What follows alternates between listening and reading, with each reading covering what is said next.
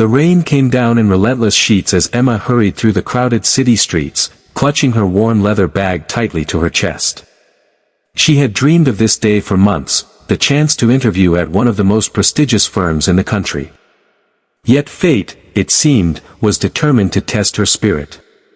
Her shoes, already fragile from years of use, finally gave way just as she crossed a large puddle near the towering glass building.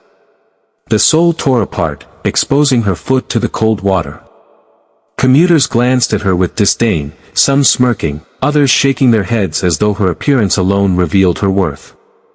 Emma's cheeks flushed, but she straightened her posture, reminding herself of her father's words, "Your strength isn't in what you wear, but in what you carry inside." By the time she stepped into the sleek lobby, whispers trailed behind her.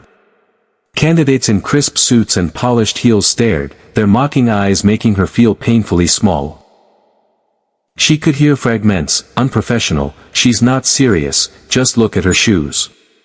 Emma took a shaky breath, gripping the folder that contained her meticulously prepared portfolio. She had worked night shifts at the diner for nearly a year to pay for the courses that qualified her for this interview. Now, with 33 polished candidates surrounding her, she felt the weight of their judgment pressing down like a storm cloud. Yet something in her heart whispered that this was her moment, not to prove her outfit, but her resilience. With quiet determination, she pressed forward, her broken shoes squeaking against the marble floor, each step echoing louder than the laughter behind her. Inside the conference hall, the tension was palpable. 33 candidates sat in neat rows, resumes gleaming on polished tables, eyes sharp with ambition. Emma slid into the last seat, her damp shoes squeaking faintly, drawing more suppressed laughter. She pretended not to notice, though each chuckle felt like a pinprick in her chest. When the panel of executives entered, silence swept the room. At the center was Mr. Harrison, the CEO himself, a man known for his keen eye and unshakable sense of character. He wasted no time. "We're not here to judge appearances," he said, his gaze sweeping across the room. "We're here to uncover substance." His words struck Emma like lightning, but she kept her eyes lowered, unsure if they applied to her. The first task was announced. Each candidate had to share a personal experience that revealed their resilience under pressure. One by one, the polished professionals spoke of leadership seminars, overseas projects, and college achievements. Their stories, though impressive, felt rehearsed. Then came Emma's turn. Her hands trembled as she stood, the sole of her shoe peeling audibly from the floor. A few muffled snickers rose again, but she lifted her chin and began. She spoke of her journey. Working nights to support her ailing mother, studying during breaks, and saving every penny for education. She confessed her embarrassment about her shoes but emphasized that they reflected sacrifice, not carelessness. As she spoke, her voice steadied, filling the room with raw truth. For the first time that morning, the room grew still, not out of judgment, but because her words carried a weight no resume could match. When she finished, the CEO leaned forward, his eyes fixed on her, as though he had finally found what he was searching for. The second round was designed to test collaboration. Candidates were divided into groups and handed a complex case study that required quick thinking, teamwork, and clear strategy. Emma found herself paired with 3 individuals who had earlier laughed at her shoes. From the start, they dismissed her ideas, cutting her off mid-sentence and scribbling notes without so much as acknowledging her presence. She could have stayed silent, swallowed by their arrogance, but something inside urged her to speak. As their discussion spiraled into confusion, Emma quietly sketched a framework on the margin of her notes, a step-by-step plan addressing the core issue. When the group struggled to agree, she slid her paper forward. "What if we simplify it like this?" she suggested.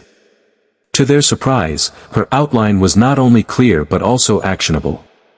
Reluctantly, they followed her lead. When the time came to present, it was Emma's structured plan that carried the group. The panel nodded approvingly, and for the first time, her doubters exchanged uneasy glances.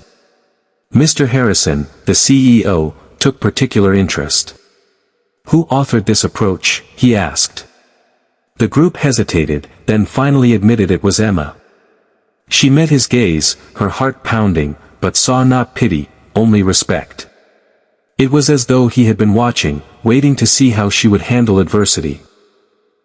The other candidates had boasted of leadership, but Emma had quietly lived it. By the time the exercise ended, the whispers had shifted. The laughter was gone, replaced by an undeniable awareness. The girl with the torn shoes was no longer invisible.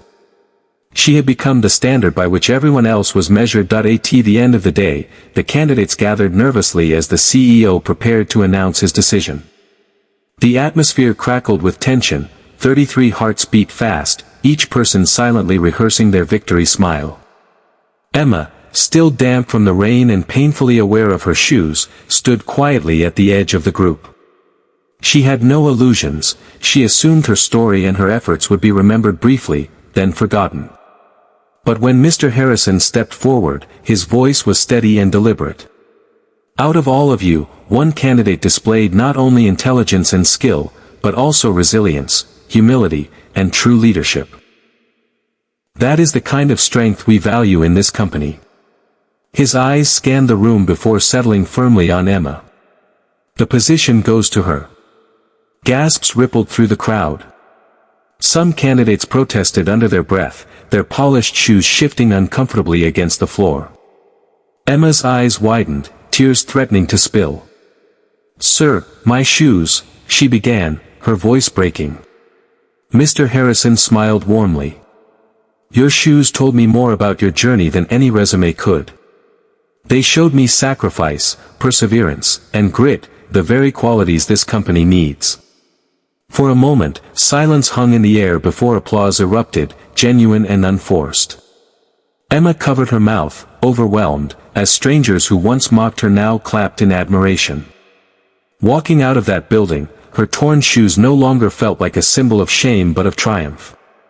She had proven that true worth isn't measured by appearances, but by character.